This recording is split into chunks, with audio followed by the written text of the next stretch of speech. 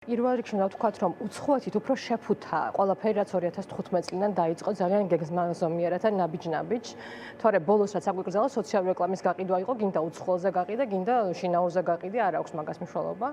იმიტომ რომ ყველა კარი დაკეტა არსებობის უბრალოდ და ერთ-ერთი კარი დატოვა, ეს არის მისივე ფული და სხვათა შორის ამ ნაწილში ზრდის ის დაფინანსებებს. ამიტომ ესეთი ტიპის არჩევანი აქვს ახლა ხალხს, რომ ან იმას მოკიდებ ხალხს და ან გადაშენდები. ოღონდ არ გადაშენდები, იმიტომ რომ ეხლა ჩვენ სულ ვიხსენებ ხოლმე, რომ ჩვენი წევრების ტელევიზიების დიდი ნაწილი კომუნისტების დროს არის დაფუძნებული, იმიტომ რომ 9 აპრილზე მოეყოლათ. ეხლა არ მგონია, რომ ვერ მოვახერხოთ ამის გადატანაც. უბრალოდ საფიქრალია, როგორ უნდა მოვახერხოთ ამის გადატანა, ხო?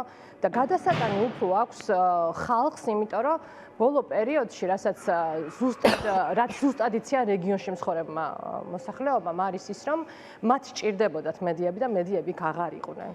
იცით, რამდენი ამბავი აღარ გახმაურდა და ჩვენ ხო ძალიან კაი ენა გვაქვს, ამბავი რა არის, თუ არ ითქვა, არც კი არსებობს და იცით, რამდენი პრობლემა იყო, რომელიც საერთოდ ვეღარ გაშუქდა.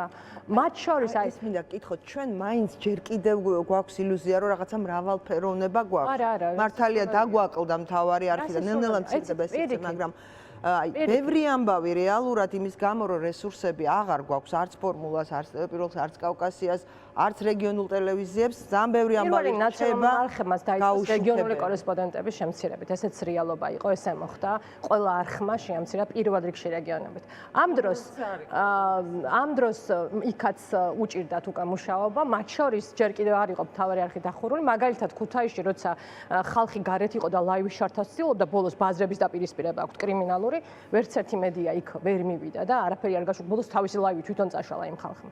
უბრალოდ ხელისუფლებამ მიაღწია, რომ პატარ-პატარა საინფორმაციო გეტოები ჩამოაყალიბებინა კიდე ხალხს და კიდევ მეტი სეგმენტირება მოახერხა აუდიტორიის და აღარ არის საერთო საინფორმაციო სივრცეები და ამიტომ ამბები კვდება ამ ვითარებაში და პრობლემებს ვეღარ მოიგგვარებს ვერავინ. ეს არის მთავარი პრობლემა, თორე ახლა ეს ადამიანები, რომელსაც აქ ჩანდნენ, თავის თავს მიხედავენ, თავის საქმესაც მიხედავენ და კიდე მეც ახლა არსად დასვას არ ვაპირებ, ისე როგორც ძალიან ბევრი ჩვენთან.